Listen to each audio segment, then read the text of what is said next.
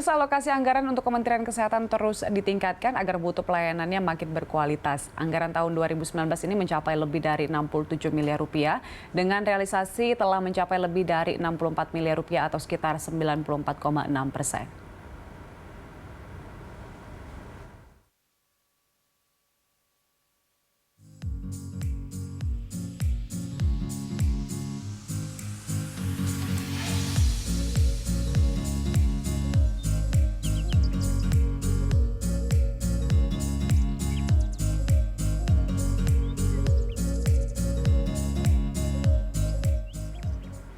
Jumlah puskesmas, fasilitas, dan pelayanan kesehatan Indonesia terus meningkat dari 1.179 puskesmas di tahun 2015 dan terus merangkak naik hingga 4.485 di tahun 2019.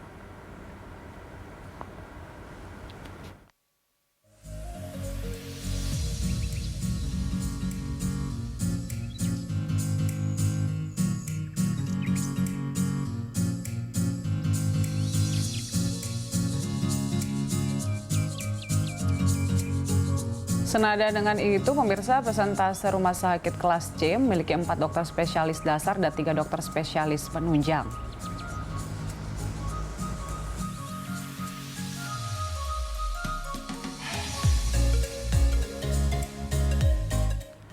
Ya, itu dia beberapa data pemirsa terkait dengan adanya penambahan fasilitas, kemudian berupa puskesmas di beberapa daerah yang jumlahnya meningkat, kemudian juga ada penambahan dokter begitu di setiap puskesmas. Kita masih akan lanjut dialog kita dengan Pak Oscar. Ya, Pak Oscar, dengan adanya anggaran yang banyak saat ini, kemudian tentunya 75 tahun ya Indonesia sudah merdeka. Harusnya Indonesia sehat nih sekarang, target kita bagaimana minim masalah kesehatan di Indonesia. Nah, menurut Anda saat ini bagaimana sih memastikan agar mungkin semuanya banyak fokusnya ke COVID-19, tapi masyarakat dengan masalah kesehatan lainnya ini tidak terabaikan, Pak Oscar? Ya, saya koreksi dulu ya soal membaca data tadi. Data tadi bukan 64%, tapi 64 triliun rupiah ya. Bukan jumlah puskesmas, itu baik, adalah jumlah 64 miliar rupiah sekitar 94,6%. 64 triliun dalam miliaran, tapi triliunan itu. Ya, kemudian tadi tenaga kesehatan bukan jumlah puskesmas kita sudah 10 ribuan lebih di Indonesia ini. Tetapi tadi jumlah sebaran tenaga barangkali yang digambarkan ya juga sebaran dari jumlah tenaga di rumah sakit.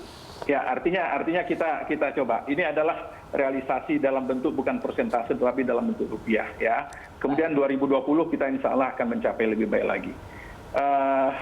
Itu satu, agar tadi tidak salah membaca juga. Yang kedua, slide kedua soal ini bukan soal jumlah puskesmas tetapi jumlah tenaga yang berada di puskesmas ya. Tadi ya berkaitan dengan apa yang tadi disampaikan, tentunya kita memang betul-betul dalam konteks sekarang kita menghadapi pandemi. Ini bagian penting karena sekali lagi pemerintah juga dalam hal ini sudah mendorong bagaimana upaya-upaya pengatasan pandemi COVID-19 ini tidak hanya bertumpu di kesehatan, tetapi juga dalam semua kementerian lembaga ikut terlibat. Artinya bagaimana kesehatan juga akan menjadi bagian daripada persoalan ekonomi kita. Nah, untuk itu sekali lagi hal-hal inilah yang sudah digarap dan sudah betul-betul dialokasikan di dalam sistem penganggaran kita. Berkenaan dengan program-program prioritas nasional, program-program yang menjadi bagian penting dalam rangka kita membangun Indonesia sehat, itu juga semakin dikuatkan ya. Artinya dalam hal misalnya penurunan angka kematian ibu, angka kematian bayi, persoalan stunting ya, persoalan-persoalan penyakit menular, penyakit tidak menular tidak diabaikan. Itu menguat dalam struktur anggaran yang sudah kemarin disampaikan oleh Bapak Presiden. Tentunya sekali lagi hal-hal inilah yang akan menjadi PR besar kita ke depan. Tetapi ini juga menjadi satu tantangan, peluang menyadarkan kita bersama bahwa pandemi ini harus menguatkan sistem kesehatan nasional kita. Dan itu tentunya dalam langkah-langkah ini beberapa kali belakangan ini kami bersama Bappenas sudah menyusun langkah-langkah agar persoalan-persoalan penguatan sistem kesehatan nasional menjadi bagian penting, menjadi major project di dalam upaya kita membangun Indonesia ke depan dari sisi kesehatan. Baik, terima kasih Pak koreksinya ya tadi ya, kita akan update data-data kita terkait dengan jumlah tenaga medis dan juga puskesmas tadi ya Pak Oscar. Puskesmas sudah 10.000 Mbak di Indonesia. 10.000 di Indonesia ya. 10.000 lebih ya. 10.155 Pak Oscar. Ya. Baik, Ya.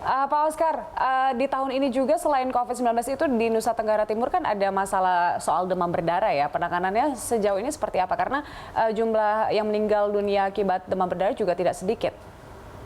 Ya, sudah saya katakan tadi pemerintah tidak meninggalkan hal-hal yang berkenaan dengan hal-hal lain di samping COVID. TB ya, TBC juga menjadi perhatian kita. Kemudian termasuk demam berdarah. Nah, hal-hal inilah kami menghimbau kepada seluruh masyarakat agar betul-betul memperhatikan lingkungan, agar memperhatikan betul kebiasaan-kebiasaan yang berkenaan dengan persoalan-persoalan DBD ini. Menutup, menguras ya, dan juga melakukan bersih-bersih lingkungan adalah bagian penting.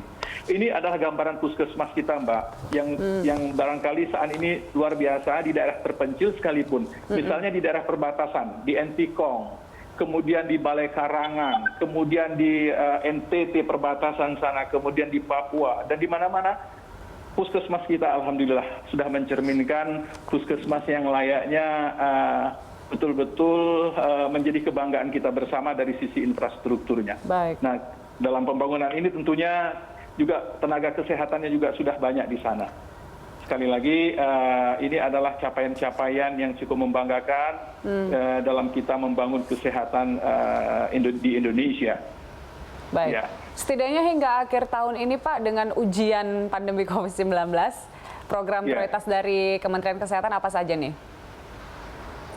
Ya, tentunya kita bersama-sama dengan lintas sektor yang lain, tentunya melakukan upaya-upaya bersama, termasuk dalam kerangka merubah perilaku masyarakat, dalam rangka memahami betul, beradaptasi dengan kebiasaan barunya. Ya, masker paling penting agar transmisi penularan ini dapat kita betul-betul kendalikan ya, mencegah, kemudian menjaga jarak, cuci tangan itu bagian yang paling penting. Juga menguatkan dari sistem kesehatan nasional kita, dari sisi sarana prasarana. Kemudian dari sisi hal-hal lain berkenaan dengan mungkin tadi vaksin yang bersama-sama dengan Kementerian BUMN, kemudian bersama-sama